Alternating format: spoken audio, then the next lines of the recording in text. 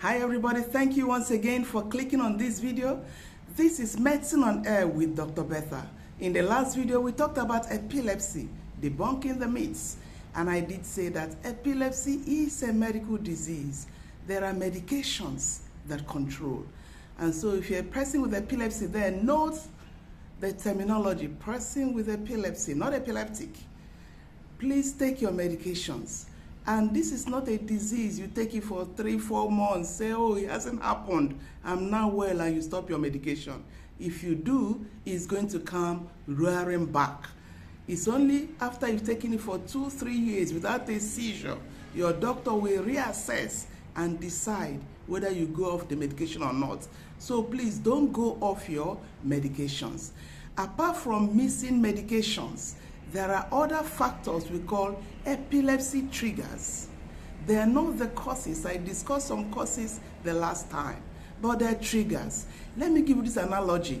If there are two persons carrying a loaded gun, what makes the difference is who pulls the trigger. So one person pulls a trigger and unleashes horror. The other person who does not pull the trigger, there is calm. In the same way, two persons may have epilepsy, the same condition, because one person is inside the trigger, the person has more frequent seizures, or it's more difficult for us to control with medications. For that reason, we're going to be talking about the triggers. Number 1, sleep deprivation. Sleep deprivation, sleepless nights. If you're a person with epilepsy there, lie down on your bed and sleep in the night, 6, 7, 8 hours. No night vigils, no night clubs, no night parties. If you're a student out there, read your books every day, 1-2 hours a day.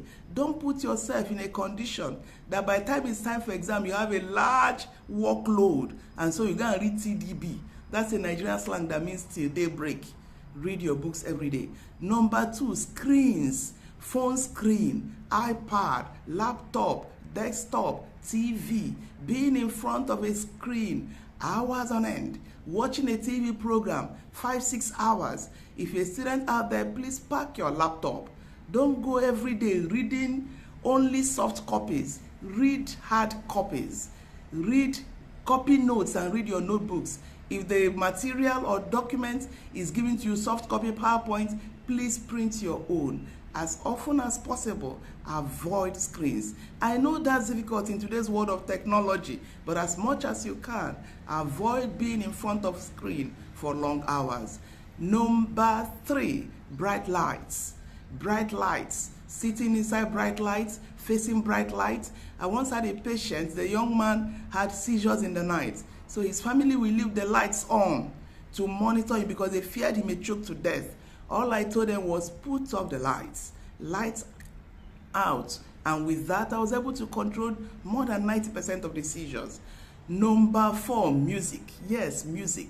Listening to music always, earpods in your ears, and not just music, anything in the class of music that goes on and on and on, including a leaking tap, that's in a class of music. All those will trigger seizures. I've had to pull people out of the church choir to be able to control. And then such persons, when they see they have not had seizures 5-6 months, some of them went back to the church choir and it came roaring back.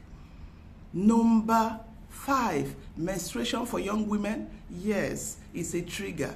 The premenstrual tension, the dysmenorrhea. So your doctor is going to prescribe some pain relievers. You start taking 2 or 3 days before your periods come so that your seizures are better controlled. Number 5, physical stress. Don't overwork yourself.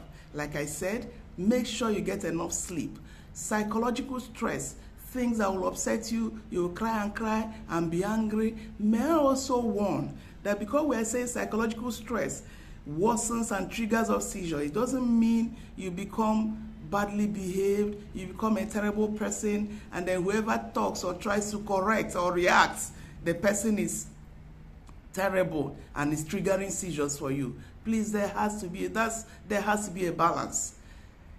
Other factors include noise, alcohol intake, poor irregular meals, dehydration, and very importantly, taking other medications that your doctors did not prescribe, over-the-counter medications, supplements, things you read from internet, you don't know what they are, herbal medications.